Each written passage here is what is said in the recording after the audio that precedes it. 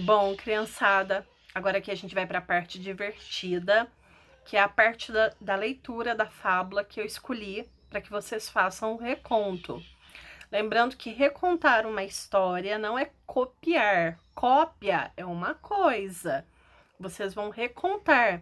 Vocês vão reescrever essa fábula com as palavras de vocês. Agora tem um porém.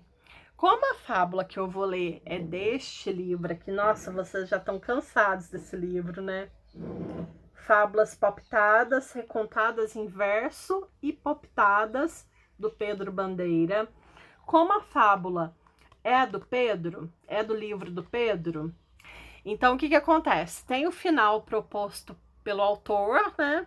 O autor que escreveu a fábula, e tem o palpite dado pelo Pedro. Quando vocês forem recontar a fábula de vocês, eu vou dar 3 opções para vocês. Primeira opção: mantenham o final original. Não mudem o final. Lembrando que vocês vão escrever com as palavras de vocês. Segunda opção: adaptem a fábula colocando o final proposto do Pedro. E a terceira opção é: criem um novo final para a fábula. Vocês têm 3 opções para essa fábula. Agora, o que é muito importante? Que nas 3 opções vocês coloquem moral. Moral não é copiar, moral vocês vão pensar e vocês vão escrever com palavras de criança. Essa atividade, pessoal, não é uma atividade que a gente faz em 10, 20 minutos. Lá na escola, um reconto, a gente gastaria umas 2, 3 horas para fazer. Primeiro a gente leria história, depois a gente ia conversar sobre ela, depois vocês iam rascunhar essa história num papel. Eu leria, eu conversaria individualmente, falar, ó, não tá legal, vamos mudar. E se você colocar? Alguns eu até pediria para fazer de novo.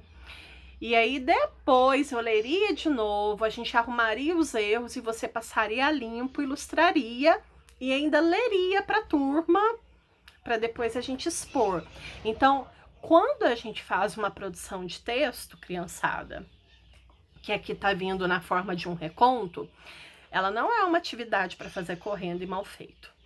Eu sei direitinho quando eu recebo uma produção de uma criança que fez correndo e uma produção de uma criança que ficou lá dedicando, leu, releu.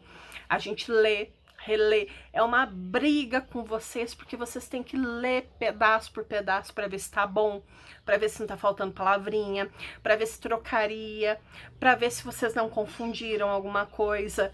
Não façam esse reconto correndo. Não tenham pressa. Eu vou ler o reconto, aí eu vou fotografar a fábula e vou colocar lá no grupo também para vocês, tá? Então, vocês vão ter aqui a minha leitura e depois vocês vão ter também ela em forma de fotografia lá no grupo dos pais de vocês, tá? Então, criançada, eu escolhi uma fábula que ela lembra uma outra fábula. Então, eu escolhi uma fábula que chama Formiga e a Pomba. Quando eu li essa fábula, ela me lembra muito uma que é a Formiga e o Leão. A moral é muito parecida. E eu quero ainda trabalhar com vocês com aquela da Formiga e do Leão, tá? Essa daqui, os 2 personagens são a Formiga e a Pomba. Todo mundo sabe o que é uma formiga, todo mundo sabe o que é uma pomba. Tá cheio de pomba aí na cidade, tá? Então, eu vou fazer a leitura para vocês, lembrando que depois eu vou tirar a foto e mandar no grupo para os pais poderem mostrar para vocês, caso vocês queiram ler sozinhos, tá? O que é muito bom. Então, vamos lá. Então, a fábula começa assim. O trabalho da formiga sempre foi catar folhinhas para comer no formigueiro, junto com todas as formiguinhas. Mas um dia uma formiga, sem querer, se distraiu. Resvalando numa pedra, foi cair dentro do rio. Resvalando, ela escorregou da pedra. Me socorram, pediu ela. Vou na certa me afogar. Eu só sei catar folhinhas e não sei nada de nadar.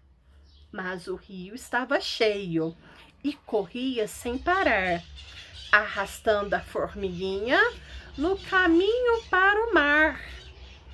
A coitada da formiga debatia e gritava, mas da margem salvadora ela só se afastava. Ela foi para o meio do rio, ela saiu da margem. Foi então que uma pombinha, a voar ali por perto, viu a pobre da formiga e seu fim já quase certo. Com o bico afiado, arrancou uma folhinha e jogou naquelas águas para salvar a formiguinha. Com esforço, a formiga na folhinha embarcou e, feliz até a margem, sobre a folha flutuou. Quando estava em terra firme, gritou alto agradecida para aquela pomba branca que salvara sua vida. Obrigada, minha amiga, pela ajuda que me deu. Quando for a minha vez, a ajudante serei eu. Satisfeita com seu ato, foi-se embora a pombinha para cuidar da própria vida, sem pensar na formiguinha. Mas o tempo foi passando, mês a mês e dia a dia. A formiga, no entanto, do favor não se esquecia. A cuidar do formigueiro, sempre a trabalhar, esperava paciente sua vez de ajudar. Foi assim que certo dia, a pombinha distraída procurava uma minhoca bem feliz da vida. Não notava a pobrezinha, neste dia de calor, que atrás de certa árvore se escondia um caçador. Era um homem decidido, que sabia o que fazia. Levava a espingarda e ajeitava a pontaria. A coitada da pombinha só pensava na minhoca, cutucava bem a terra para achar a sua toca. Vendo o que acontecia, foi aí que a formiga, bem aflita, foi correndo para ajudar a sua amiga.